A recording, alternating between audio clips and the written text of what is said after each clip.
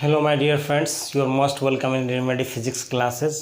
ठीक है, और अब तो आप मेरे चैनल पे इतने स्टडी कर चुके हैं कि आप हमारे चैनल को जानते हैं, मुझे जानते हैं। मैं AK रॉय आप लोगों के लिए आज फिर से जो बिहार स्टेट का एग्ज़ाम हो रहा है, ठीक है, उसमें जो क्वेश्चन पूछे गए हैं उसी के आधार पे मैं आपको जो पूछे जा रहे हैं उसी के आधार पर मैं आपको कुछ इम्पोर्टेंट क्वेश्चंस बता रहा हूँ। आप इसे ज़रूर स्टडी कीजिए, आपके एग्ज़ाम के लिए, जिनका एग्ज़ाम होने के लिए है उसके लिए बहुत इम्पोर्टेंट है।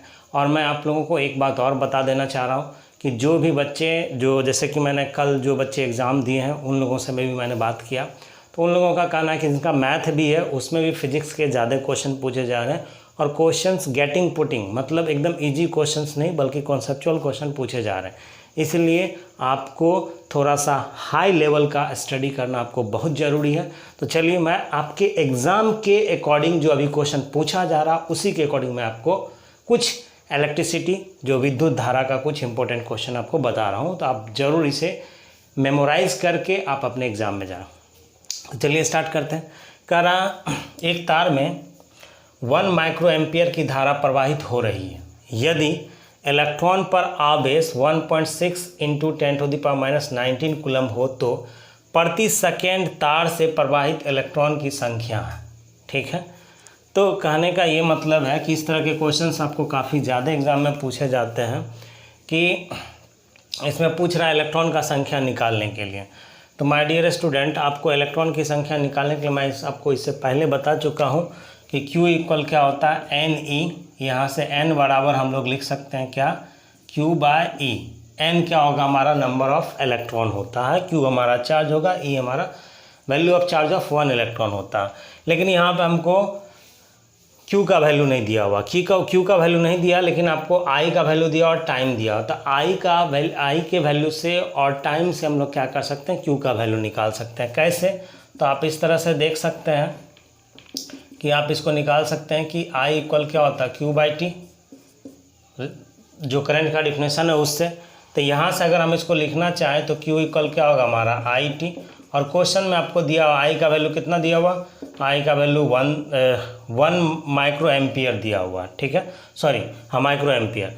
तो यहाँ से अगर हम लोग इसको निकालेंगे तो 1 माइक्रो एम्पियर, तो I का वैल्यू हो गया आपको 1 माइक्रो एम्पियर, 1 इंटू 10⁻⁻6, और टाइम आपको 1 सेकेंड दिया हुआ, 1 से मल्टीप्लाई कर दिए। तो Q का कितना वैल्यू आ गया, तो Q का सिंपली आपको वैल्यू आ गया 1 इंटू 10⁻⁻6 कूलम आ गया। तो अब आपके पास में चार्ज है, तो आप क्या कर सकते हैं, क्वेश्चन तो आप, और यहाँ पे इससे आपको नहीं घबराना, इलेक्ट्रॉन पर आवेश, इलेक्ट्रॉन पे जो आवेश होगा एक इलेक्ट्रॉन पे, वो हमेशा कितना होता है 1.6 इंटू 10⁻⁻19 कूलम, जो कि E का वैल्यू है। ठीक है, जो स्टूडेंट हमारे इसमें जो मैंने आपको बिहार स्टेट का जो सीरीज़ में आपको प्रोवाइड किया हूँ, आप उसे ज़रूर पढ़ के जाएं। 1-2 क्वेश्चन आपको 100% आपको मिलेगा इलेक्ट्रिसिटी से। ठीक है, तो इसके वैल्यू से नहीं घबराना, ये E का ही वैल्यू 1.6 है। क्वेश्चन को मैं इरेज कर रहा हूँ। ठीक है, जिनको लिखने का होगा आप राइट करें। यहाँ से अब अगर आप बात करते हैं N की बात, ये क्या है, नंबर ऑफ इलेक्ट्रॉन है, इलेक्ट्रॉनों की संख्या बाद में मैं लिख दूंगा आपको। तो यहाँ से N बराबर Q का वैल्यू कितना हो गया, 10⁻⁻6, 1 से मल्टीप्लाई कीजिए, ना कीजिए कोई फर्क नहीं, और बटे 1.6 इंटू 10⁻⁻90। यहाँ से काटेंगे तो ये कितना होगा, 1/1.6 इंटू 10 कितना 13। ठीक है, एक और पॉइंट यहाँ से उड़ा दीजिए तो यहाँ तो कितना होगा 10/16, और फिर इसका एक और ले लीजिए ताकि डिवाइड कर सकते हैं इसको। तो डिवाइड अगर हम लोग करते हैं तो ये कितना होगा 100/16। ठीक है, 100 बाय कितना होगा 16, और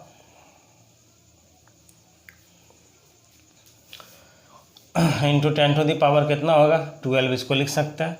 अब इसको अगर आप डिवाइड करेंगे तो N का जो वैल्यू होगा आप करके देख लें, ये आपको आएगा 6.25 इंटू 6.25 इंटू 10⁻12 लिख सकते हैं। ठीक है, और एक पॉइंट को और, अगर चूँकि 6.25 के फॉर्म में एक भी दिया नहीं है, तो एक पॉइंट को और इधर हम अगर खिसका लेते हैं तो N बराबर आपका कितना हो जाएगा 0.625 इंटू 10⁻13। तो ये क्या हो गया, इलेक्ट्रॉनों की संख्या, इलेक्ट्रॉनों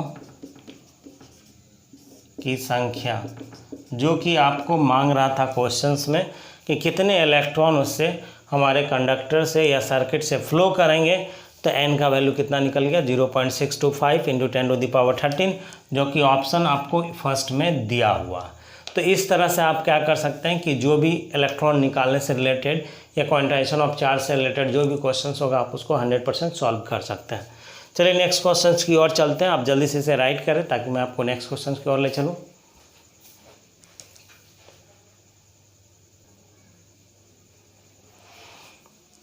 देखिए, अगर हम आगे की क्वेश्चंस के बारे में अगर हम लोग बात करते हैं,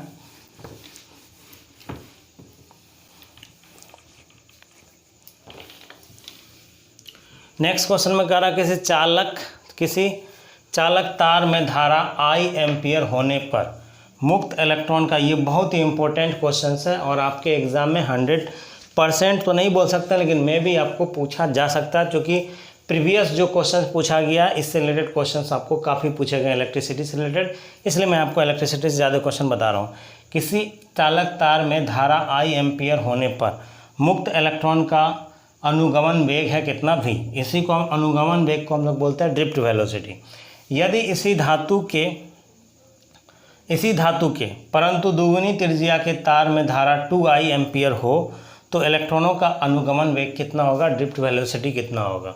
तो क्वेश्चंस आपको दिया है कि एक तार है सेम मटेरियल का, इसका लेंथ पहले L है, L रहने दिए, लेकिन हमने क्या किया कि इसकी मोटाई को क्या किया, परंतु त्रिज्या को दोगुनी कर दिया जाए। तो त्रिज्या को दोगुनी करेंगे तो क्या होगा, इसकी मोटाई भी क्या होगा 2 टाइम्स हमारा बढ़ जाएगा। तो यहाँ भी L है और इसके क्रॉस सेक्शनल एरिया को A, तो इसका क्रॉस सेक्शनल एरिया हमारा नहीं, अगर इसका रेडियस हमारा कितना, इसका रेडियस अगर हमारा R है तो इसका रेडियस हमारा कितना 2R होगा, दोगुनी कर दिया गया। तो यहाँ पे VD जो है ड्रिफ्ट वेलोसिटी ये भी है, ड्रिफ्ट वेलोसिटी हमारा स्टार्टिंग केस में क्या भी है, और स्टार्टिंग केस में करंट हमारा I पास कर रहा है, स्मॉल I में तो स्मॉल I देते हैं, और इसमें करंट हमारा कितना पास कर रहा है 2I पास कर रहा। तो इस केस में हमारा VD, ठीक है, जिसको कि अनुगमन वेग हम लोग हिंदी में बोलते हैं और इंग्लिश में इसको बोलते हैं ड्रिफ्ट वेलोसिटी। क्या बोलते हैं, ड्रिफ्ट वेलोसिटी, और हिंदी में बोलेंगे तो इसको क्या बोलते हैं, अनुगमन वेग। ठीक है, ये हमको कह रहा निकालने के लिए, सॉरी यहाँ हमें निकालना कि होगा क्या। तो मैं आपको एक फॉर्मूला जो बता रहा हूँ कि करंट के लिए जब किसी कंडक्टर से होकर के करंट पास करता है और जहाँ पे आपको drift velocity, number of electron से रिलेटेड हर एक चीज़ अगर हम प्रोवाइड करते हैं, ठीक है, तो वहाँ पे किस तरह से हम लोग इसको फाइंड आउट करेंगे। तो यहाँ से हम लोग निकाल सकते हैं इसको, I इक्वल होता है आपको NEA/VD। क्या होता है I इक्वल NEA/VD, और हमको बोल रहा है ड्रिफ्ट वेलोसिटी निकालने के लिए। क्या बोला निकालने के लिए, ड्रिफ्ट वेलोसिटी बोला निकालने के लिए।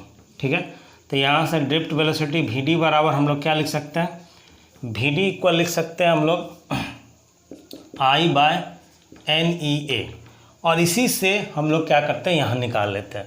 तो स्टार्टिंग कंडीशन में अगर केस फर्स्ट से अगर हम लोग बात करेंगे, यहाँ से केस फर्स्ट मान लेते हैं, केस फर्स्ट अगर मान लें,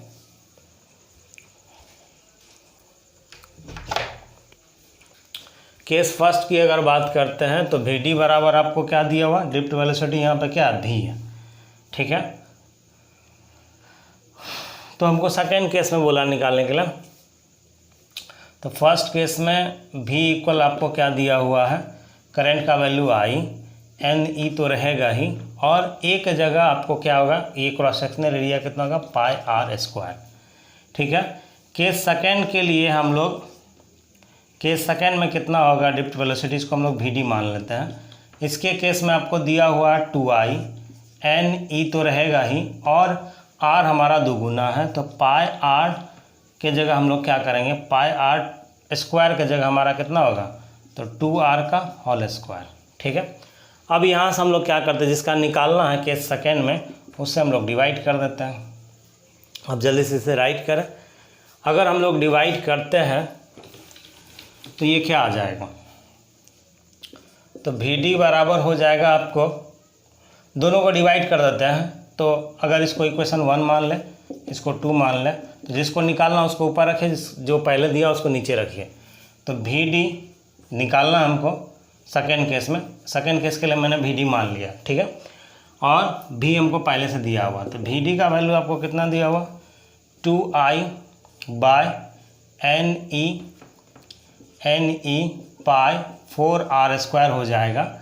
और फिर ये डिवाइड होगा तो क्या होगा, क्रॉस मल्टीप्लाई हो जाएगा, तो इसको हम लोग ऐसा लिख सकते हैं, क्या लिख सकते हैं, NE पाई R²/I, ठीक है। दोनों को डिवाइड करेंगे तो क्रॉस मल्टीप्लाई करके ऐसा लिख सकते हैं। तो यहाँ से इसको कैंसिल कर दीजिए, NE कैंसिल, पाई कैंसिल हो गया, R² कैंसिल, I कैंसिल, 2 दूना 4। तो VD/V बराबर कितना हो गया, 1/2। और आपको निकालना क्या है, VD मैंने माना सेकेंड केस के लिए आपको ड्रिफ्ट वेलोसिटी, तो VD इक्वल हम लोग लिख सकते हैं, ये इधर जाएगा तो V/, क्या होगा, 2। तो इसका मतलब है कि सेकेंड केस में जो ड्रिफ्ट वेलोसिटी हो जाएगा वो स्टार्टिंग के वेलोसिटी से कम हो जाएगा। बात समझ में आई, तो कम हो जाएगा, तो आपको आंसर में कैंसर आ जाएगा, B हो जाएगा, ठीक है। तो आप जल्दी से इसको राइट करें।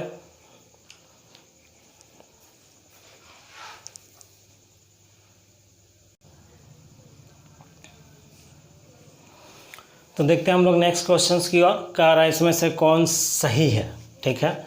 तो धारा अदिश है और धारा घनत्व सदिश है। तो माय डियर स्टूडेंट्स, आपको हमेशा समझना है, वैसे आगे जाकर के हम लोग देखेंगे तो सदिश अदिश के अलावा भी एक क्वांटिटी होता है, अभी मैं आपको उसके बारे में आपको जानकारी नहीं दे रहा हूँ क्योंकि मुझे क्वेश्चंस के अकॉर्डिंग चलना। लेकिन आपको हमेशा जहाँ भी ऑप्शन दिया तो धारा को आपको अदिश लेके चलना, मतलब करंट को अदिश लेके चलना। और धारा घनत्व मतलब इंटेंसिटी, करंट इंटेंसिटी जो होगा, ठीक है, ये आपको सदिश होता, करंट इंटेंसिटी आपका क्या होगा, सदिश होगा, ठीक है। तो धारा अदिश है और धारा घनत्व क्या, सदिश है। तो पहला ऑप्शन ही आपको सही है।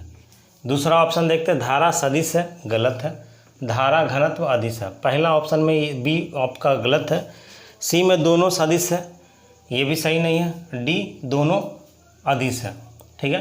तो इसका आंसर आपका क्या हो जाएगा, ए। जो आपको याद रखना है कि धारा हमारा सदिश है, धारा हमारा अदिश है, और धारा घनत्व जिसको हम लोग इलेक्ट्रिक इंटेंसिटी बोलते हैं वो हमारा क्या, सदिश है, वेक्टर है। नेक्स्ट क्वेश्चन हम लोग देखते हैं, विद्युत प्रतिरोधकता जिसको कि हम लोग रेसिस्टिविटी बोलते हैं और इसको हम लोग रो से इंडिकेट करते हैं। इसका पूछ रहा मात्रक, मतलब यूनिट पूछ रहा है, तो इसका यूनिट होता ओम मीटर। क्या होता, ओम मीटर। और इसको हम लोग इस तरह से भी रिप्रेजेंट करते हैं, ओम मीटर को आप इस तरह से भी रिप्रेजेंट कर सकते हैं, सिंपली हम लोग ओम और मीटर लिख देते हैं इस तरह से, या फिर आप इसको ओम मीटर लिखते हैं, ठीक है। तो रेसिस्टिविटी का ऐसा यूनिट क्या होता है, ओम मीटर होता है, ठीक है। रेसिस्टिविटी जिसको कि हम लोग क्या बोलते हैं, प्रतिरोधकता बोलते हैं। इसके बाद अगर हम आगे आते हैं तो नेक्स्ट क्वेश्चन में आपको बोला प्रतिरोध। प्रतिरोध का मतलब होता है रेसिस्टेंस, प्रतिरोध का क्या मतलब होता है, रेसिस्टेंस। और रेसिस्टेंस का ऐसा यूनिट जो होता है ओम, रेसिस्टेंस का ऐसा यूनिट क्या होता है, ओम। तो ओम को हम लोग इस तरह से सिंबलाइज करते हैं, ठीक है, ये ग्रीक लेटर है। तो प्रतिरोध का आपको याद रखना है कि मैक्सिमम स्टूडेंट इसमें गलती करते हैं, प्रतिरोधकता जब हो तो ओम मीटर होगा, और जब प्रतिरोध होगा तो उस कंडीशन में ओम होगा। तो प्रतिरोध का मात्रक क्या, ओम होगा, ठीक है। ये ऑप्शन आपका होगा। 6 क्वेश्चन में बोल रहा है, आगे हम लोग देख लेते हैं 6 क्वेश्चंस को। 6 क्वेश्चन में बोल रहा कि एक ही पदार्थ के बने 2 तार ए तथा बी की लंबाई समान है, ठीक है, मान लिए। और आगे भी देख लेते हैं, ए का प्रतिरोध बी की तुलना में होगा, ठीक है। एक ही पदार्थ के बने 2 तारों ए तथा बी की लंबाई समान है, ठीक है। इसको पहले आप क्वेश्चंस को देख लें। देखिए थोड़ा सा क्वेश्चन में कुछ मिस्टेक हो गया था। एक ही पदार्थ के बने 2 तार ए तथा बी की लंबाई समान है, ए का व्यास बी से 2 गुना है, ठीक है, मतलब डायमीटर ए का जो है बी से क्या 2 गुना है। तो ए का प्रतिरोध बी की तुलना में क्या होगा, ठीक है। तो सिंपल सी बात है, हमने दो आपको वायर बना देते हैं, ठीक है।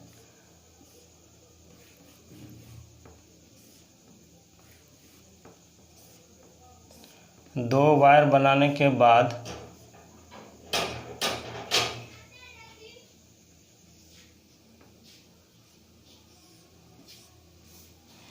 इसको हम लोग मान लेते हैं एक ही पदार्थ के बने दो तार ए तथा बी की लंबाई समान है। ए का व्यास बी से 2 गुना है। ए का व्यास बी से 2 गुना है, ठीक है। तो इसका हम लोग डायमीटर मान लेते हैं। इसको थोड़ा सा मोटा बना दीजिए,